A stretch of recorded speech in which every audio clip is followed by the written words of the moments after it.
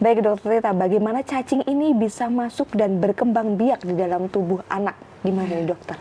Kenapa bisa ada banyak cacing yang keluar ya? Jadi pada awalnya adalah tertelan telur cacing gelang itu yang menginfeksi usus manusia. Jadi cacing gelang ini merupakan suatu jenis cacing yang berbeda dari cacing kremi.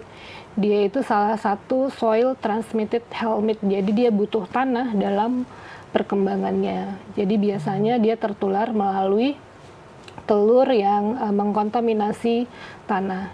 Jadi pada saat anak bermain tanah, kemudian ada cacing, telur cacing maksudnya, atau dari makanan atau minuman yang terkontaminasi telur cacing gelang ini akan masuk ke saluran cerna. Nah, di saluran cerna, di usus, telur yang infektif ini akan berubah menjadi larva.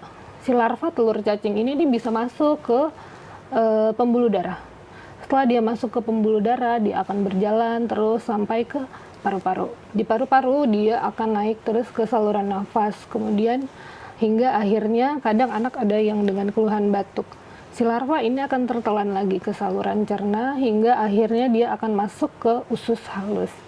Di usus halus itu dia akan berkembang menjadi cacing yang dewasa, cacing yang siap untuk bereproduksi, cacing jantan dan cacing betina. Nah, cacing yang sudah dewasa ini bisa bertelur.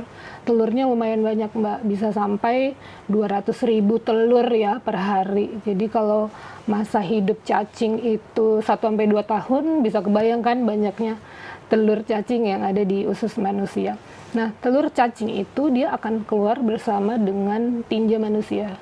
Sehingga tinja manusia yang sudah terkontaminasi oleh telur cacing gelang ini yang sangat beresiko untuk menyebabkan infeksi apabila BAB-nya tidak pada tempat yang layak ya, tidak mempunyai jamban yang sesuai mungkin, atau tidak mempunyai toilet yang baik, itu akan mengkontaminasi tanah.